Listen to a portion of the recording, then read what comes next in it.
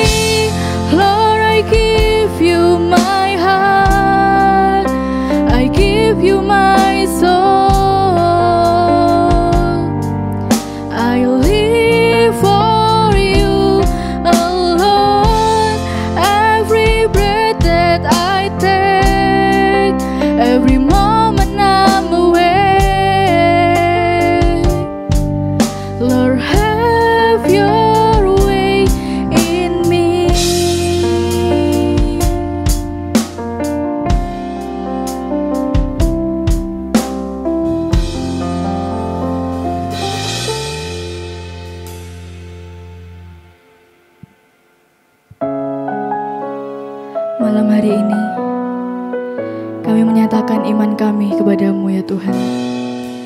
Kami percaya akan setiap firman-Mu, dan kami percaya akan semua jalan-jalan-Mu. Tuntun kami ya Tuhan, agar kami bisa sampai kepadamu ya Tuhan.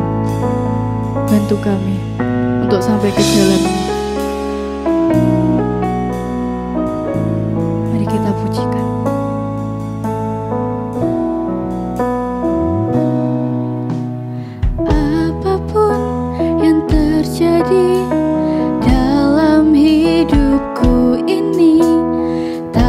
pernah ku ragukan kasih-Mu Tuhan. Lewat gunung yang tinggi, dalam lembah yang curam, tak pernah ku ragukan janji-Mu Tuhan. Kau berfirman dan sembuhkanku, Kau bersabda dan selamatkanku. Tiada yang mustahil bagimu, Yesus, ku percaya padamu.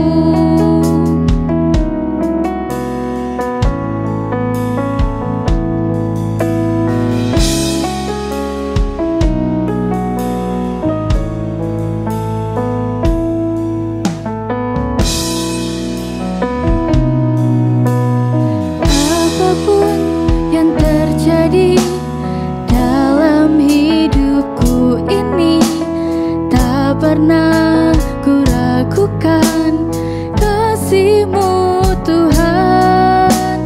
Lewat gunung yang tinggi, dalam lembah yang curam, tak pernah ku ragukan janji-Mu Tuhan.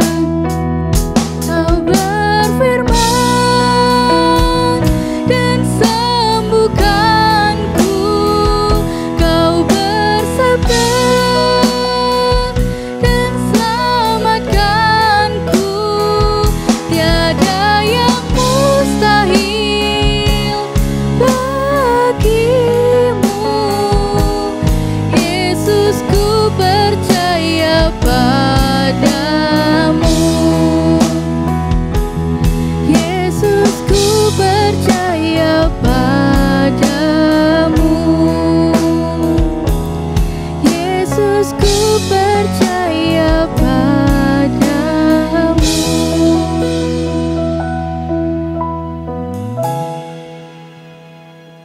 Shalom teman-teman GWC, bersyukur kita bisa sekali lagi beribadah hari ini.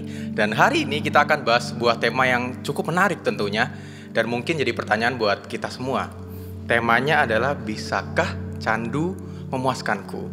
Nah, sebelum kita mulai lebih jauh, kita mau sama-sama baca sebuah bagian firman Tuhan dari Roma pasal 3 ayat yang ke-23.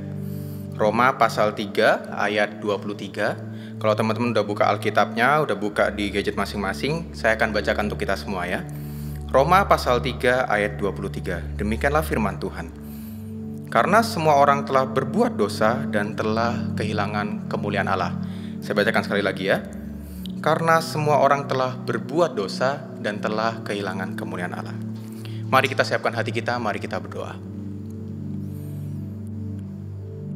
Bapa, kami bersyukur hari ini kami boleh sama-sama beribadah meskipun kami harus tetap di rumah masing-masing dan kami harus beribadah dengan menatap layar yang ada di gadget kami. Tapi kami bersyukur dimanapun kami berada, kami masih boleh memuji Tuhan, kami masih boleh mendengarkan firman Tuhan. Dan saat ini kami ingin menyerahkan untuk memberikan firman Tuhan ini. Kiranya Tuhan pimpin setiap kami supaya kami dimanapun kami berada, meskipun kami mendengarkan dari handphone kami masing-masing, dari headset kami masing-masing, tapi kami boleh punya hati yang mau mendengar. Dan tolonglah kami supaya kami boleh benar-benar mengerti firman Tuhan yang diberitakan, dan terlebih kami boleh menjalaninya dalam kehidupan setiap kami. Terima kasih Bapa, yang di dalam nama Tuhan Yesus kami sudah berdoa. Amin. Teman-teman, kecanduan. Satu topik yang saya pikir kita semua tuh udah akrab banget dan bahkan mungkin sudah melekat erat ya dalam kehidupan kita. Suka nggak suka, terima atau enggak, setiap kita yang ada di tempat ini, dan tentunya teman-teman GWC yang ada di rumah juga, pasti adalah seorang pecandu. Kenapa aku berani ngomong demikian? Karena nggak bisa dibungkiri, kita semua tuh punya candu kita masing-masing.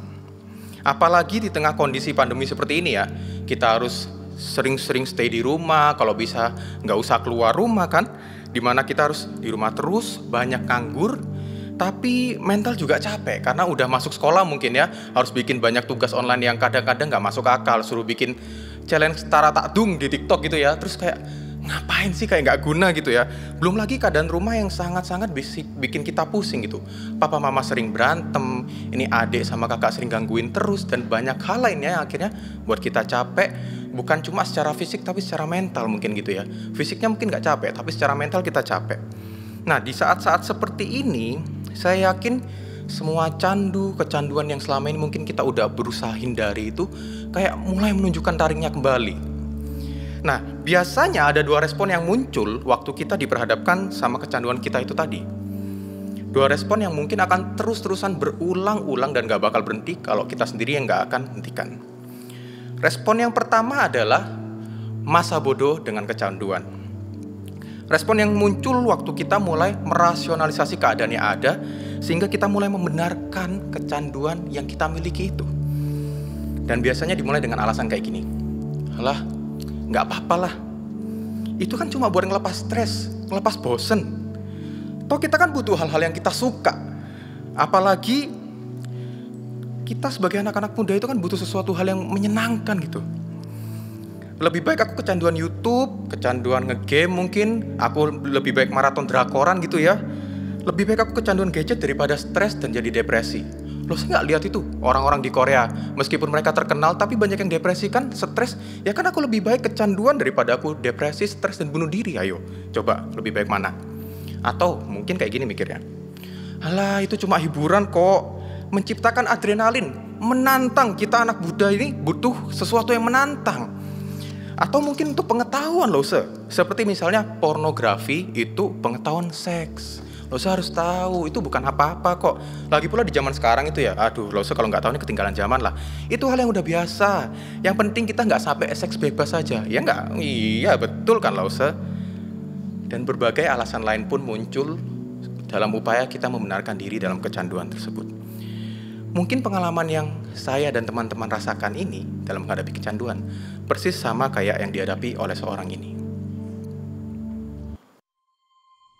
Saya hidup di dalam dosa, bahkan saking cintanya sama dosa saya bikin alasan buat dosa itu.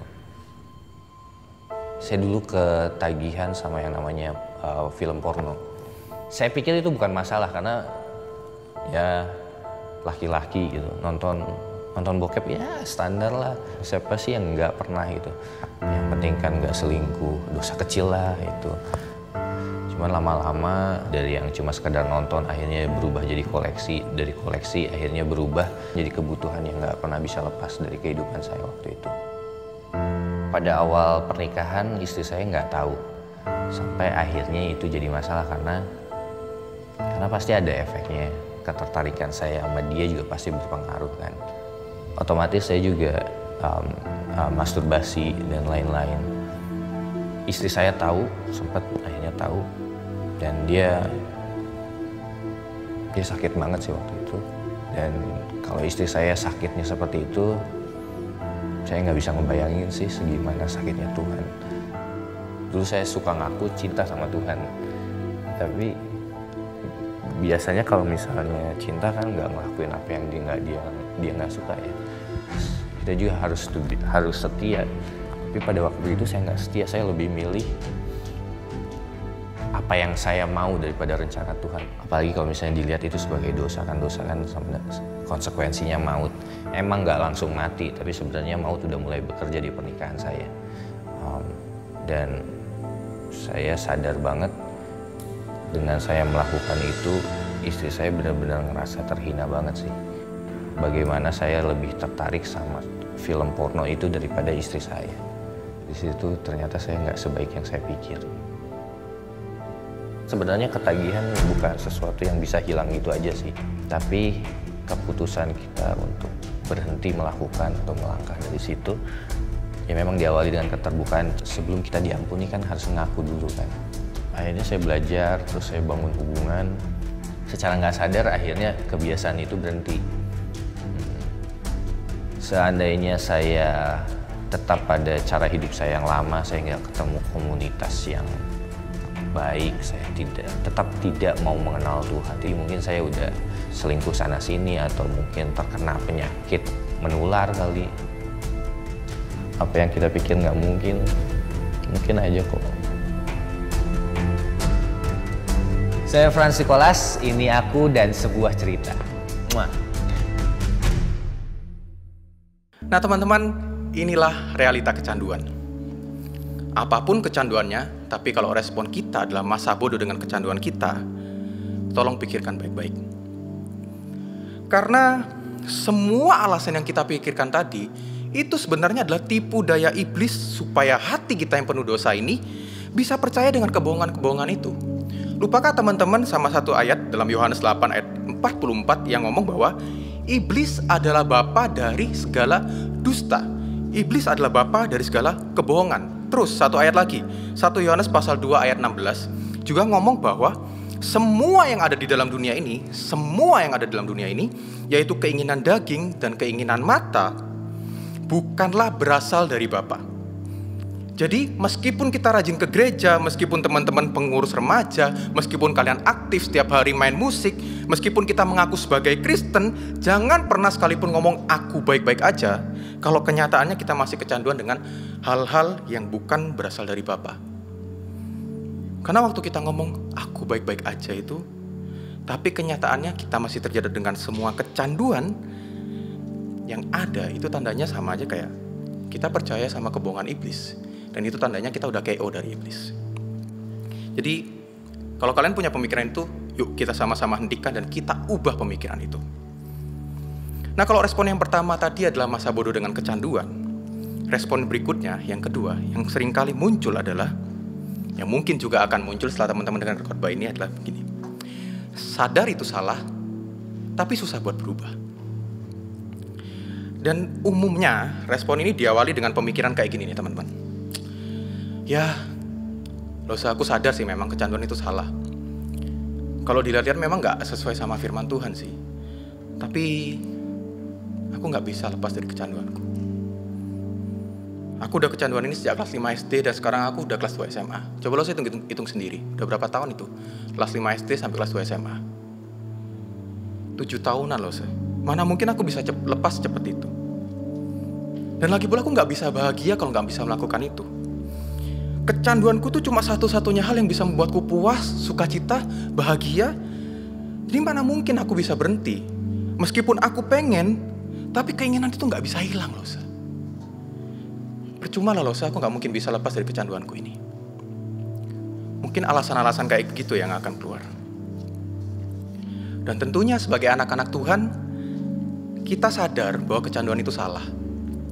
Ya seenggaknya kalau kalian dengerin dari awal tadi sampai sekarang, kalian jadi tahu lah ya kecanduan itu salah. Tapi bukankah pikiran-pikiran tadi masih sering terbesit dalam pikiran kita? Sebagai orang yang telah ditebus dan didiami oleh Roh Kudus, tentu hati kita akan gelisah waktu kita mulai melakukan kecanduan kita lagi. Tapi kenyataannya kita juga nggak tahu gimana cara mengatasinya. Bagaimana untuk menang? Kita udah coba berbagai macam cara dari A sampai Z, tapi nyatanya jatuh lagi. Sampai akhirnya mungkin kita bakal ngerasa hopeless dan mungkin bakal balik lagi ke respon yang pertama tadi. Alah, masa bodoh lah sama kecanduan, nggak ngurus aku.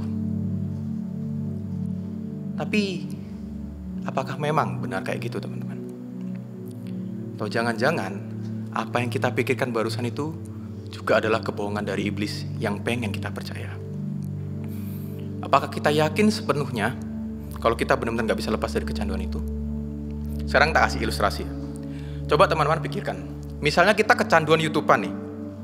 Terus tiba-tiba papa kalian masuk ke kamar dan ngomong, Niko, papa bakal kasih kamu apa aja. Si penting kamu wis berhenti nonton YouTube-an terus. Kamu harus berhenti.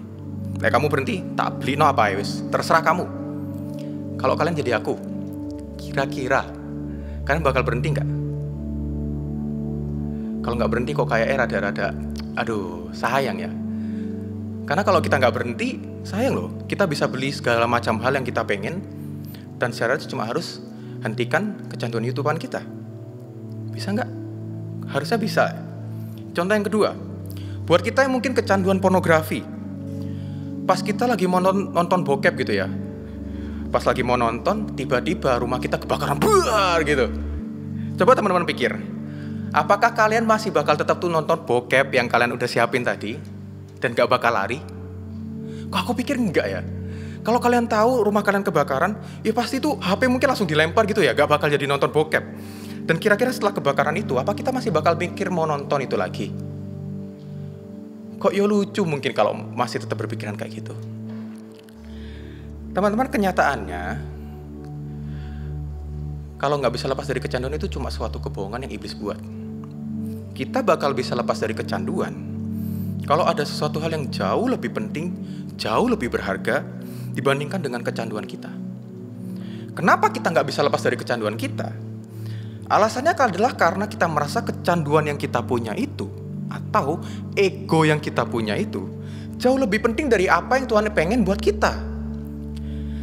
Seorang penulis Kristen bernama Paul Maxwell pernah mengatakan demikian. Kecanduan itu memberikan sebuah ilusi bahwa sukacita ilahi itu kita bisa dapatkan tanpa Allah. Cukup dengan kesenangan sementara yang membuat kita ketagihan. Ilusi, teman-teman. Perhatikan ilusi tadi. Nyatanya kecanduan itu membuat kita merasa, oh, aku bisa merasakan sukacita tanpa Tuhan. Cukup dengan kekuatanku sendiri aku bisa bahagia kok. Aku gak perlu Tuhan. Buat apa? Atau sederhananya, waktu kita masih terjerat kecanduan itu, kita percaya sama kebohongan iblis yang ngomong, Tuhan gak bakal bisa membuatmu puas dan sukacita. Cuma kecanduanmu yang bisa membuatmu puas dan bahagia. Tapi kok bisa ya? Kok bisa kita dengan gampangnya percaya sama kebohongan iblis itu? Satu hal yang harus kita ingat tentang manusia, tentang aku dan juga teman-teman. Ya kalau kita merasa manusia ya. Roma pasal 3 ayat 23 yang kita baca tadi berkata bahwa karena semua orang telah berbuat dosa dan telah kehilangan kemuliaan Allah. Karena semua orang tanpa terkecuali satupun telah berbuat dosa. Lalu Roma pasal 5 ayat 12, beberapa pasal yang berikutnya juga ngomong bahwa sebab itu sama seperti dosa telah masuk ke dalam dunia oleh satu orang, dan oleh dosa itu juga maut, demikianlah maut itu telah menjalar kepada semua orang karena semua orang telah berbuat dosa. Karena terhasut kebohongan iblis, kita jadi lupa akan satu kebenaran ini, yaitu bahwa kita semua tanpa terkecuali satupun adalah manusia berdosa. Setelah kejatuhan manusia dalam dosa, satu hal yang kita nggak bisa pungkiri adalah manusia itu mencintai dosa. Ingat ya, kata yang saya pakai itu mencintai dosa. Tuhan Yesus berkata dalam Injil Yohanes bahwa kita adalah orang-orang berdosa bukan karena kita korban dari kegelapan, tetapi karena kita mencintai kegelapan itu. Yohanes mengatakan bahwa terang, yaitu Yesus sendiri, telah datang ke dalam dunia, tetapi manusia lebih menyukai kegelapan daripada terang itu sendiri. Dan inilah yang menjadi alasannya kenapa kita nggak bisa lepas dari kecanduan kita. Karena natur keberdosaan kita secara alami membuat kita membenci terang, menjauhi Tuhan, dan lebih memilih sesuatu yang kita senangi, yaitu kecanduan kita, daripada sesuatu yang sebetulnya kita butuhkan, yaitu Allah sendiri. Kecintaan manusia kepada dosa inilah yang jadi akar permasalahan dari kecanduan kita. Tapi pernah gak sih kalian mungkin sudah menjalani hidup seperti ini? Kita udah hidup semau kita. Alah, masa bodoh lah apa kata orang. Aku gak ngurus apa kata Tuhan. Aku bakal tetap ngelakuin apa yang aku suka. Aku tetap mau main gadget. Aku tetap nonton bokep. Apapun yang aku suka bakal kulakuin. Tapi kita sampai di satu titik di mana kita merasa, kok rasanya hampa ya? Kenapa rasanya hatiku tetap kosong meskipun aku udah ngelakuin semuanya itu? Kenapa kita masih berpikir seperti itu? Karena kenyataannya hati kita ini gak akan pernah bisa dipuaskan oleh hal-hal duniawi dan keinginan daging. Tuhan Yesus mengatakan bahwa kita diciptakan bukan untuk dunia ini. Kita diciptakan untuk surga. Itulah kenapa gak ada satu hal pun di dunia ini yang bakal dapat memuaskan hati kita. Dari awal hati kita hanya bisa dipuaskan oleh satu hal, yaitu Allah sendiri. Seorang bapak gereja bernama Agustinus dalam bukunya yang berjudul Confessions berkata demikian, "Engkau, yaitu Allah, telah menciptakan kami untuk dirimu, dan hati kami tidak akan pernah puas sampai kami beristirahat di dalam Engkau. Seperti rusa yang merindukan sungai yang berair, demikianlah jiwaku merindukan Engkau, ya Allah." Demikian yang dikatakan pemazmur. Mari kita lihat sebuah video kesaksian lainnya. Saya pemakai narkoba dari tahun 98 sampai 2014 tuh, itu udah luar biasa tuh. Udah hampir setiap hari pakai. Hidup juga udah gak ada artinya menurut saya. Ego yang ada, gak pernah mikirin orang. Keluarga yang penting udah saya cukupin, ya udah. Gak ada rasa sayang, gak ada. Itulah, narkoba ini membuat saya punya hidup sendiri, dunia sendiri. Awalnya saya lagi polisi datang, saya tahu, saya lihat CCTV. Saya nggak ada rasa takut di situ. Si polisi nanya, "Lu tunjukin barangnya mana, lu gua bebasin." Akhirnya saya tunjukin barangnya, tetap aja diproses. Nggak make sense banget. Ya itu mah udah jalannya Tuhan lah sepertinya ya. Berbagai macam upaya, usaha kita lakukan supaya mendapatkan hukuman yang seringan mungkin. Praknya putusan di 5 tahun 1 bulan. Pas lagi mau saya ditransfer ke rutan, wah tegang juga nih saya dengan ada si pelapor sudah ada di rutan. Pas waktu datang, wah saya ngeliat si pelapor ini dan bawa teman-temannya dia. Seolah-olah kayak yang mau mukulin saya gitu. Tapi di saat saya bersamaan juga ada teman saya lagi yang baru saya kenali saat itu. Dia datang malah menghampiri saya, "Nggak usah takut. Udah kamu merangkul saya. Anggap aja kita udah kenal lama nih. Biar mereka lihat kalau kamu teman saya." Kenal juga enggak, tapi setidaknya saya di situ udah ada yang protek gitu. Abang saya ini yang saya baru kenal lagi pertama saya masuk, saya dikunjung hampir tiap hari lagi tuh. Dekat sama kita, seolah-olah kayak bodyguard saya. Padahal saya nggak minta gitu, nggak mengharapkan. Jadi ini orang kok mau protek saya dengan begini banyak caranya, luar biasa. Dia dihukum 14 tahun. Saya melihat dari dirinya ini nih luar biasa. Dia menjalani hari lepas hari, nyantai, happy, kayak nggak ada beban gitu. Nggak pernah ada stres, senyum terus, nggak pernah marah ini. Saya mulai ada tanda tanya, kok ini orang bisa gitu. Ya saat itu saya sempat nanya, "Bang, apa sih Bang rahasianya Bang yang bikin Abang bisa menjalani hukuman seberat ini dengan seringan-ringannya?" Ya, dia menunjukkan saya sebuah Alkitab, ini baca firman berat. Saya cuma masih responnya, "Oh oke." Ya itu emang perlu proses, di situ saya masih ada pergumulan kan, fight terus. Ya daging belum bisa terima lah 5 tahun, siapa sih yang bisa terima? Wah 5 tahun. Karena saya ngerasa di penjara udah nggak bisa kemana-mana nih, ke kanan, ke kiri, depan, belakang udah mentok, saya cuma bisa berharap satu sama ke atas. Itu seperti teman saya bilang itu, baca firman.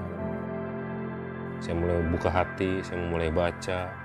Contohnya di 1 Korintus 10:13 yaitu pencobaan-pencobaan yang kita alami adalah pencobaan-pencobaan biasa yang tidak melebihi batas kemampuan manusia.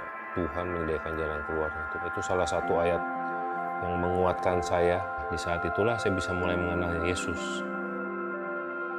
Parah banget. Kalau saya flashback, oh ya, masih untung saya ditangkap Tuhan. Kalau enggak saya nggak tahu di hidup saya mau end up kayak gimana, ya luar biasa. Tuhan itu makanya. Saya sangat bersyukur Tuhan proses saya, emang caranya harus seperti ini. Sekalipun di tempat yang paling hina menurut mata dunia, di penjara, saya tetap sukacita buat saya bisa bertemu dengan Yesus. Puji Tuhan. Teman-teman, kecanduan bukanlah sebuah hal yang sepele. Kecanduan itu berbicara tentang dosa. Dan kalau kita ngomong tentang dosa, saya yakin teman-teman yang ada di rumah juga udah tahu jawabannya. Manusia nggak akan pernah bisa menyelamatkan dirinya dengan kekuatannya sendiri dari dosa. Seperti yang dikatakan oleh Koferi, sebuah video yang barusan kita lihat, satu-satunya hal yang bisa melepaskan kita dari dosa itu, dari kecanduan kita, hanyalah pribadi Yesus Kristus sendiri. Buat teman-teman yang sampai saat ini mungkin masih bergumul dengan kecanduan teman-teman. Kalau hari ini kalian bisa dengar firman Tuhan, itu semua bukan kebetulan. Percayalah ini adalah cara untuk memanggil kita, teman-teman, dan tentunya saya, karena saya juga adalah orang berdosa, untuk bertobat dan kembali ke dekapan kasih Tuhan. Memang untuk bisa lepas dari dosa, dari kecanduan, yang mungkin udah bertahun-tahun menjerat kita itu nggak gampang. Kita udah dengar sendiri dari dua orang tadi yang memberi kesaksian, yaitu Franz Nicholas dan Koferi, bahwa untuk bisa lepas tuh butuh sebuah proses. Ada yang mungkin prosesnya cukup cepat, tapi ada juga yang mungkin prosesnya jauh lebih lama dan jauh lebih berat, seperti yang dirasakan oleh Koferi tadi. Tapi seberat dan sepanjang apapun prosesnya, jangan pernah menyerah. Kita harus fight terus, kita harus berjuang terus. Karena Tuhan juga hadir lewat penolong yang ada di sekitar kita. Lewat orang-orang yang ada di dekat kita, yang bisa kita lihat, yang bisa kita ajak bicara. Yaitu keluarga dan teman-teman kita yang senantiasa menemani dan mendukung kita. Termasuk juga saudara-saudara seiman yang ada di gereja, yaitu hamba-hamba Tuhan, dan tentunya komunitas GWC yang Tuhan sudah sediakan bagi kita semua. Teman-teman, mari kita sama-sama berjuang. Kita harus fight terus supaya kita nggak kalah dari godaan iblis. Karena kalau kita nggak berjuang, kita akan terus-terusan diperbudak, diperhamba oleh dosa kita. Dan jangan lupa, proses itu nggak akan pernah terjadi kalau kita nggak pernah memulainya. Dan garis start dari proses itu adalah dengan mengakui dosa dan kecanduan kita di hadapan Tuhan. Oleh karena itu, mari saat ini saya ajak kita semua, mari kita sama-sama tundukkan kepala, kita mau sikap doa yang benar, kita mau sama-sama berdoa, kita mau akui dosa dan kecanduan kita di hadapan Tuhan. Saya kasih waktu teman-teman untuk berdoa secara pribadi, dan nanti saya akan menutup doa untuk kita semua. Mari kita sama-sama tenangkan diri kita mau mengakui dosa kita di hadapan Tuhan.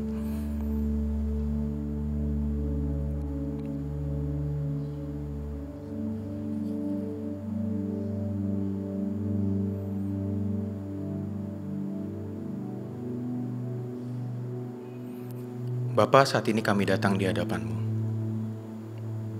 Baru saja kami telah mendengarkan firman-Mu, dan kami juga sadar bahwa kecanduan yang kami punya itu bukanlah suatu hal yang sepele,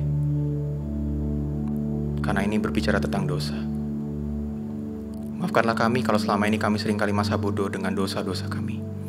Seringkali kami cuek dan gak mau ngurus terhadap dosa maupun kecanduan kami.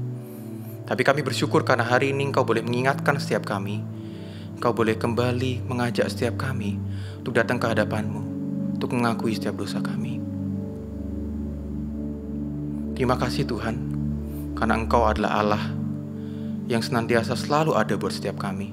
Meskipun kami terus-terusan menyakiti hati-Mu dengan setiap dosa, dengan setiap kecanduan kami, tapi Engkau selalu ada di sisi kami.